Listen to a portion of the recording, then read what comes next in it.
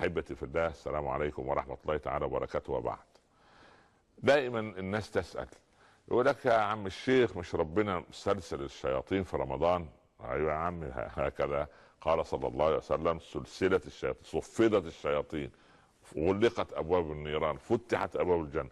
يقول امال الخناقات اللي بنشوفها في الشارع والمعاركات اللي بين الناس وبعضها، والزوج اللي كاره زوجته، والزوجه اللي طالبه الطلاق ورايحه بيت ابوها ثالث ورابع يوم رمضان، ده جاي منين يا سيدنا الشيخ؟ يقول لا، ده جاي من الطرف الثاني. هو في طرف ثاني؟ ايوه، ما هو في شياطين انس وشياطين جن. هذا شغل شياطين الانس، اللي هو ايه؟ اللي هو الانسان عندما لا يفهم دين الله فهما دقيقا واضحا وصحيحا. ليه؟ احنا للاسف الشديد يعني قضيه ان كل انسان يدعي انه هو على الحق القويم، على الحق المستقيم، والباقي على الباطل. انا على الحق المطلق وهو على الباطل المطلق. انا سبحان الله عثمان بن عفان وهو عمرو بن هشام ابو جهل، يا ستار.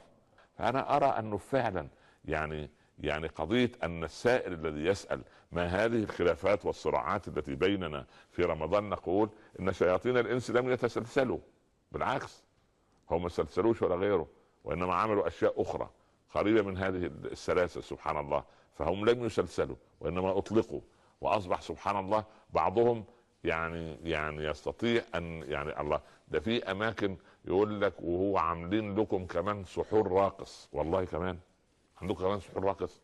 ده في اي فقه ده ان شاء الله باذن الله، سحور راقص. لكن ازاي يعني؟ يقول لك تعالى بس ده هو الافطار في المكان الفلاني والخيمه الفلانيه مع الشيشه العربيه. يا الله، طب يعني ما طلعتش شيشه انجليزيه كمان؟ الشيشه يعني احنا بارعين العرب في الشيشه كمان سبحان الله، بقى فيها براعه يعني. ويضحك عليه الشيطان يقول له خلي بالك الشيشه دي مش مضره. يا سلام، ازاي؟ يقول يا عم ده هي بتكركر في الميه بس، لكن لا والله ابدا، بيقول لك الشيشه دي بلوه، ده مصيبه.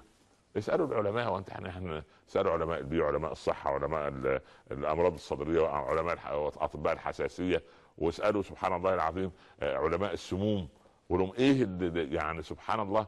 يقول لك نقطه واحده من النيكوتين اللي في السجاير لو وضعت في عين الفأر قتلته بعد 5 دقائق.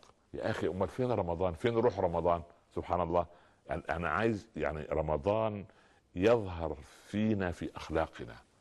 وانا والله سبحان الله مشفق على الذين يفسدون علينا رمضان، ومشفق على الذين يعملون حوارات يخوضون فيها في اعراض الناس، ويجيبوا لك اسرار الناس، ويدخلوا سبحان الله العظيم فلانه زوجت فلان وفلانه طلقت من فلان. يا اخوانا احنا في رمضان والله، ده يعني سبحان الله الحسنه هي مضاعفه وقد تكون السيئه مضاعفه. طب ليه؟ لماذا نضيع يعني يومنا ونضيع هذا الشهر؟ ده فرصه للعوده الى الله، فرصه لان نقف على باب الله الذي ليس له باب وليس عليه بواب.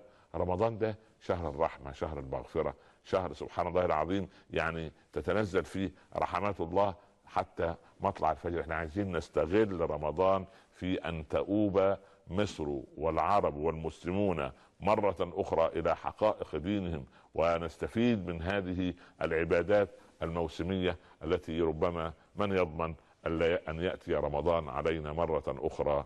يا ويح من أدرك رمضان ولم يغفر له. لكن لا بد أن نقف على باب الله سبحانه وتعالى، وهذه نصيحة من ناصح مشفق عليكم لنفسه أولا، أن يستغل رمضان في أن نتوب وأن نؤوب إلى رب العباد سبحانه وتعالى. اللهم تقبل منا واقبلنا وتب علينا واغفر لنا وارحمنا، لا تؤاخذنا بما فعل السفهاء منا، أنزل على مصر الخير والبركات والرحمة والرحمات، أنت ولي ذلك والقادر عليه. لا تنسوا من صالح دعائكم، ونستودعكم الله الذي لا تضيع ودائعه. والسلام عليكم ورحمة الله تعالى وبركاته.